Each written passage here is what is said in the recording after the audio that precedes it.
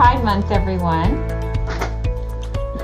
Today I want to talk about the practice of becoming a spiritualist by utilizing our knowledge of natural laws, specifically the laws of love, the law of allowing, and the law of tolerance. So, as most of you know, there's like 173 natural laws that we know of. So we're going to go into just these 3 natural laws a little bit today. And I want to talk about how we practice to become a spiritualist. As we approach our National Independence Day celebration, I wanted to share with you what one of our spiritualist forerunners, Andrew Jackson Davis, wrote on May 31st, 1851. This is his statement of his spiritual Declaration of Independence. And keep in mind, this would have been 1851, a very sort of conservative time. And here it is. We hold it to be self-evident that all books, creeds, and institutions contain more or less truth and useful instruction. Nevertheless, we solemnly declare it to be our intuitional conviction that all books, creeds, and institutions are inferior and subordinate to the divine power within the human mind, the reason principle, without which all thought and truths were the merest fancies, and sublime universe is simply an empty shade. And, furthermore, until we feel and comprehend greater truths, we hereby declare that our book is nature, our master is reason, our law is love to mankind, our religion is justice, our light is truth, our structure is association, our path is progression, our heaven is harmony, our God is the universal Father. I'm sure many conservative ministers at the time fainted to hear such radical ideas. The philosophy of Andrew Jackson Davis paved the way for spiritualism by asserting that each of us have a divine power within us, superior to sacred texts, creeds, and institutions. He was a free thinker and took his instruction directly from the spiritual realm. We know that Spirit has been conveying spiritual truth throughout the ages as we're able to understand it and use it. So each generation evolves spiritually.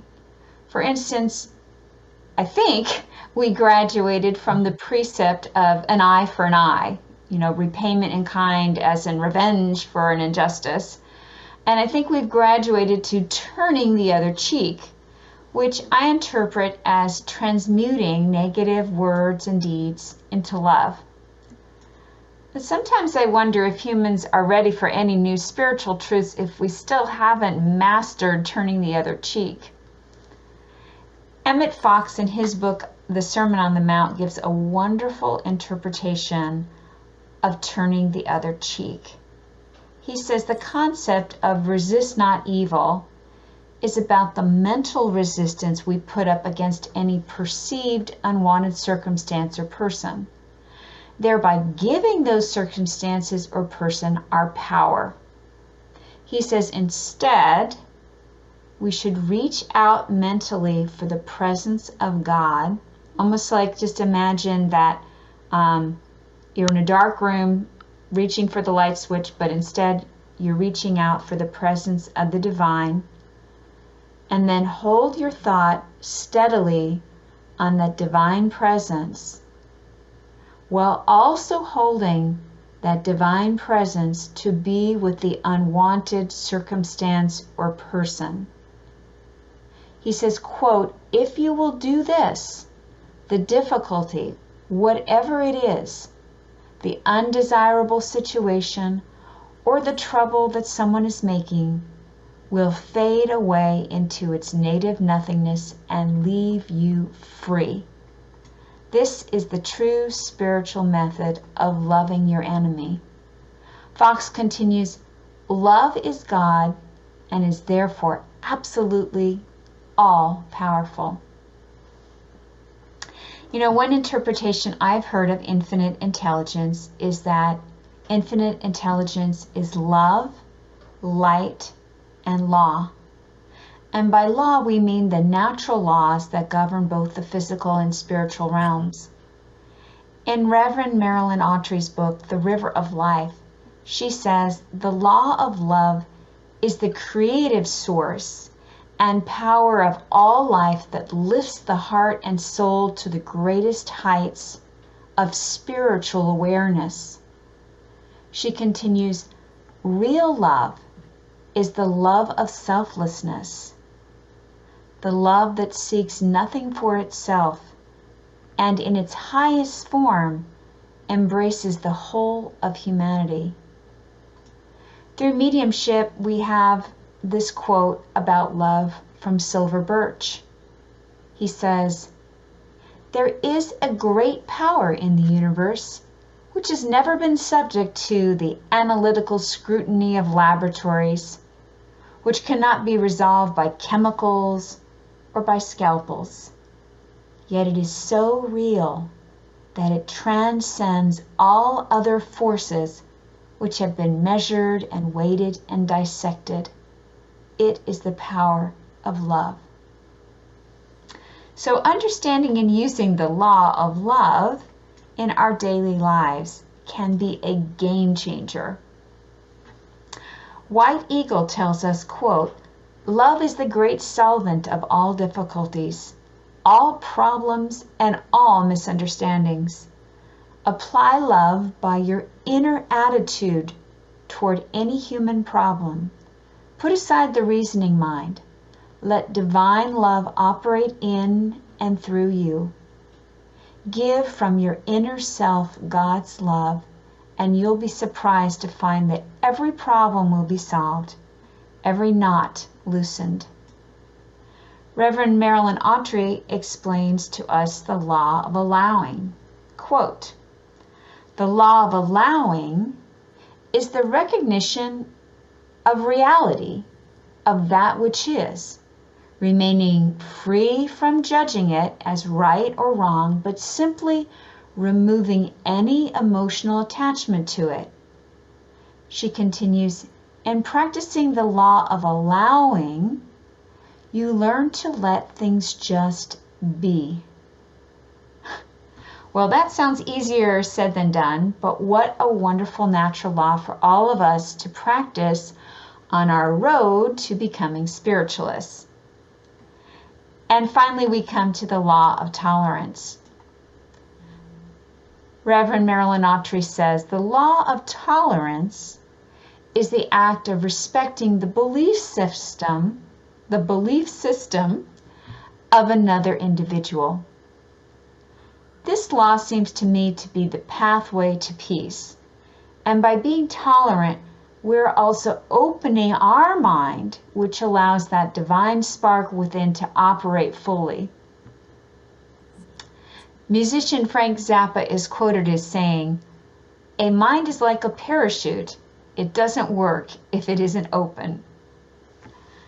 So we recognize that each person is on their own spiritual path, and whether we agree with them or not, we respect their right to be on that path. Again, this natural law is easier said than done. So this brings me to my point about becoming a spiritualist. As much as spiritualism is my religion, I believe that I'm still practicing and becoming a spiritualist. For me, to be a spiritualist is to be ever attuned to that divine source and act, speak, and think accordingly. That divine source that we often call infinite intelligence, or spirit with a capital S,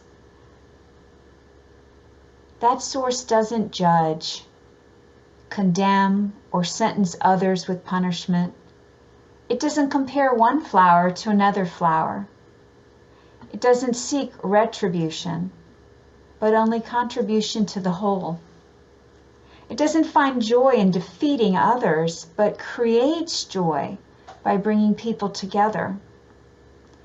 Infinite intelligence is the guiding principle of the universe, but humans still have free will. They can accept spiritual guidance or they can ignore it. Just like if our doctor tells us, we really need to get more exercise, and we really intend to do so, but don't. It doesn't mean we don't see the wisdom in the advice. We just aren't very good at putting it into practice. And so I say we must all practice being spiritualists. Like an exercise routine that's hard to stick to if we make it too strenuous, we must give ourselves realistic spiritual exercises to start with. Maybe we can start with tolerance. I love the coexist bumper sticker reminding us of tolerance. Maybe we can start with looking beyond our immediate concerns and look at that bigger picture.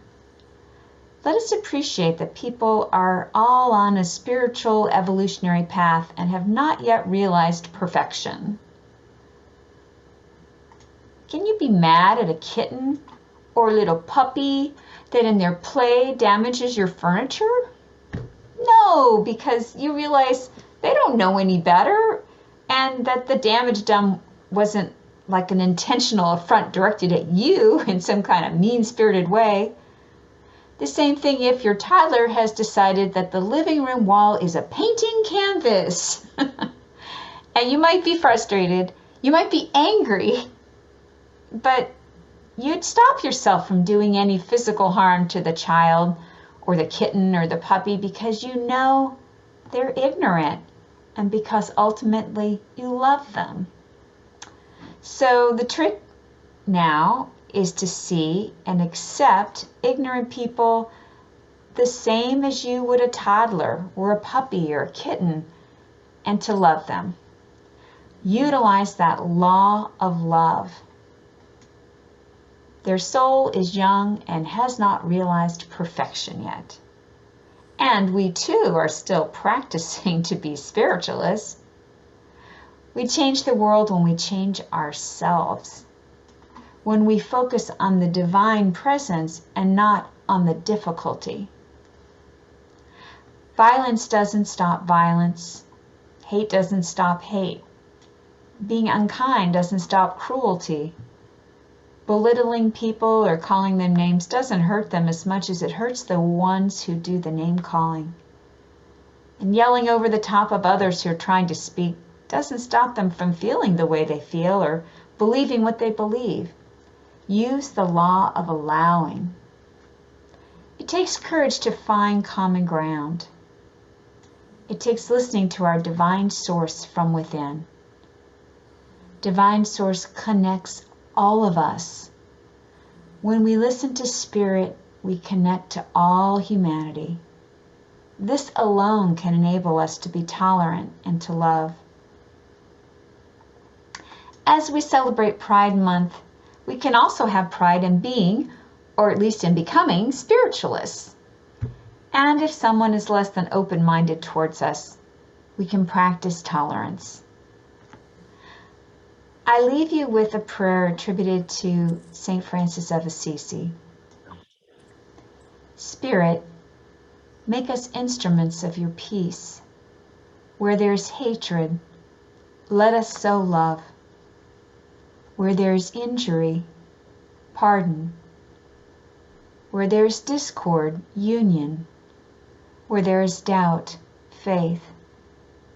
Where there is despair, hope. Where there is darkness, light. Where there is sadness, joy. Grant that we may not so much seek to be consoled as to console, to be understood as to understand, to be loved as to love. For it is in giving that we receive. It is in pardoning that we are pardoned. And it is in dying that we are born to eternal life. Thank you, friends.